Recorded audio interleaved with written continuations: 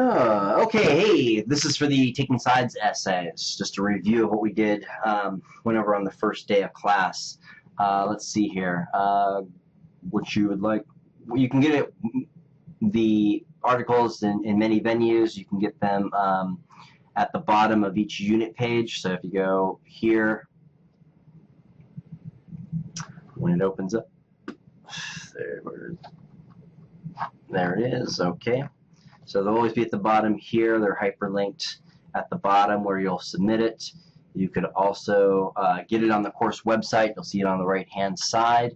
Let's just open that up real quick. Right there. There's the Taking Sides writing assignments. I'll open that up right now so we have that handy. Or you could also just go straight to the menu where you can submit it also. And to submit, you will click here. Right, open that up, and you'll just upload it from your hard drive. But you could also open up the articles from here as well. So you're going to pick this unit. You're going to pick one of these articles, just one. You could read all of them if you like, but you're just writing on one. So let's just pick this one. Was colonial culture uniquely American? So it comes with a question. And so one historian is going to argue yes to this question, and one historian is going to argue no to this question. Right?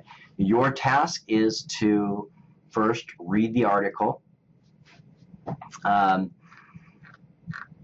The publisher always gives a pretty good summary of both the articles that you're going to read, so I really suggest reading through the first couple of pages that the publisher puts there. And then go ahead and read through the article. And while you read through the article, make sure, if you're not in the habit of actively reading, make sure you have one of these in your hands, and so you can take notes. There's plenty of space in here to take notes. A good way of just taking notes is if one of the things you can do when you're taking notes is try to write no more than 1 to 4 words describing each paragraph. Sounds like it might take a long time, but what that will do is it will, once you have your notes, you can kind of look through your notes and begin to piece the whole package together. And you'll understand what it is you're reading a lot more than if you just don't take notes. All right. Other thing you do on the side of each paragraph is you could actually write questions. And those questions might get answered in later paragraphs for you. So keep that in mind when you're doing that. You'll write a question, and the historian will be able to kind of answer it for you. But if it doesn't, then you could always come to me, and we'll try to figure it out together.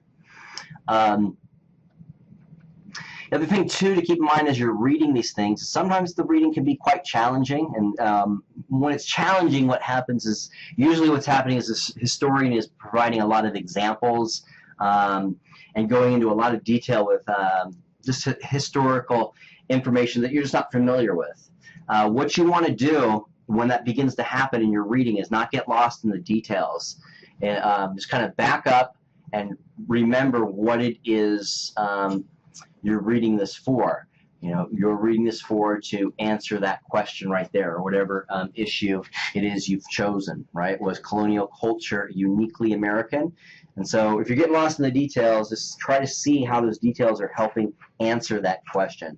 If it's not apparent to you, then just skim through it until he or she gets back to kind of a more general narrative, right? But just, you can highlight it or whatever the case is, or just kind of put questions like, what does this have to do with the historical question? When you're done reading both articles, there's the yes,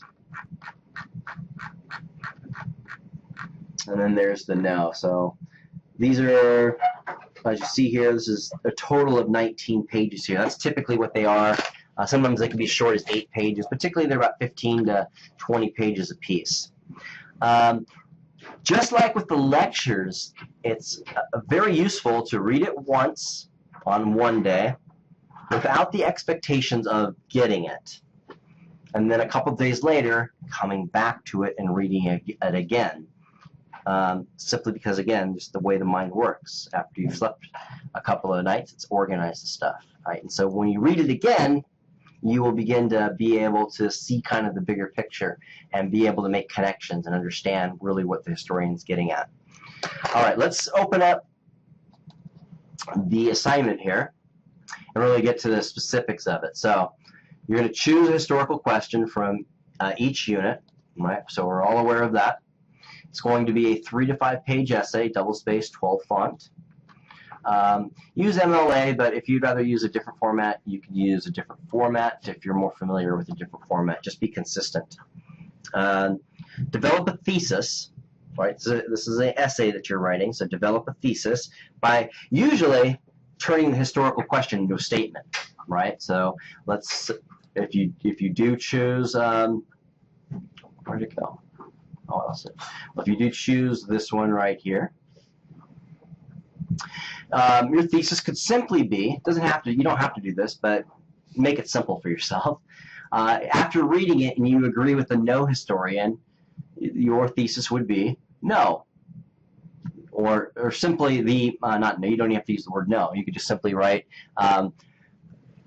colonial culture was not uniquely American, right? And then you have the following statement that explains why, and then the body of your thesis statement is going to be offering evidence of why that is, right? And so certainly you'll be highlighting a lot of Fisher's argument right there.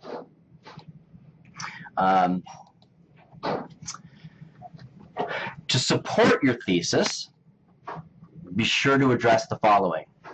Identify the historical issue, right? And so the historical issue is basically the question at hand. Identify the historian's arguments, both the historian that argues yes and the historian that argues no. Not simply that this historian argues yes and this historian argues no. They have very specific arguments of how to describe that yes and no. So be sure to identify that. Don't plagiarize. Don't copy from word from the publisher or from, and if you do, you want to quote, right? As a general rule, students should provide at least 3 examples from each historian to demonstrate how the historian supports her or his argument. And then you formulate your own opinion. Where do you stand? Be sure to use evidence and examples from the essays.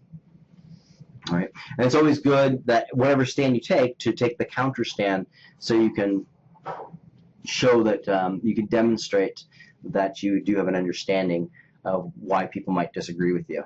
Don't use first person. Don't use second person. Don't do it, don't do it, don't do it. Right? That's not what we do in academic writing. So throw out all the I's, throw out all the we's, throw out all the you's. Don't write in those. Just write in third person. Third person only is what is expected in this. Do not use any other sources outside of taking side articles and my lectures. So no need to go to my history blog. Some dude wrote on this. Don't even go to Google. This is how you will get busted for plagiarism, and you will receive an F for the semester. Just want to throw it out there because, I mean, most students actually don't plagiarize. That's what's heartening, but enough do to where it's an issue. It's a terrible situation for the students. A terrible situation for me. I don't want to come down on students, but if you're going to get a college education, it needs to mean something, and you have to come out of here with the tools and the ethical fortitude to be able to write in an effective way. That's the mark of a college-educated person, which if you're not right now, you will be if you make an attempt. Remember, the word essay means to try. So just give it an attempt, and you'll find that you'll be fine with it. Do not use quotes to pad your paper. The majority of your paper needs to be written by you. So if you find yourself writing 4 or 5 sentences to quote somebody, see how you can paraphrase that, right? When you quote somebody, what you want to do is maybe quote a sentence, or part of a sentence, a subclause of the sentence, and then in your own words explain how that sentence is relative to your thesis, right? Quotes over 4 lines. If you do need to, try not to, but if you absolutely think it's important, Quotes over 4 lines should be in block quote format, indent and single spaced. Right, that's the proper format for quoting anything above 4 lines. So don't quote within the paragraph with something of 4 lines. You must reference any source that you use, even if you're paraphrasing, not quoting. So you don't have to use like parentheses in this or footnotes in this. But if you are referring to something that, taking this article, that Professor Nash, Gary Nash, is if you're quoting Gary Nash, explain, as Gary Nash writes, quote, right? Don't just throw a quote in there, or don't just use his words without attributing it to him.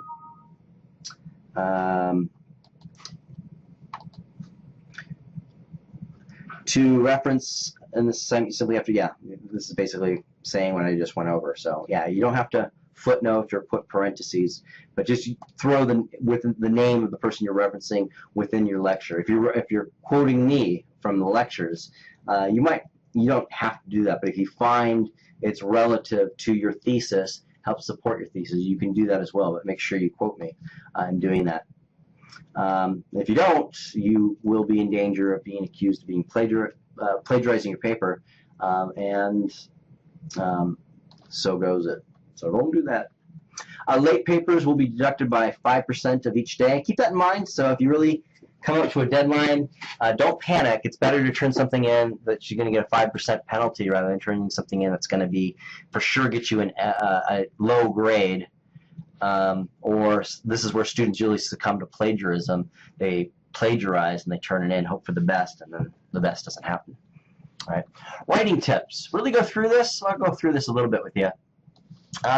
Regarding grammar and style, pay attention to the language usage and style. Revise and proofread your work. There is no excuse. In the online exams and the midterm and final exams, I don't fret too much about spelling. But for something like this that you're going to submit through Blackboard,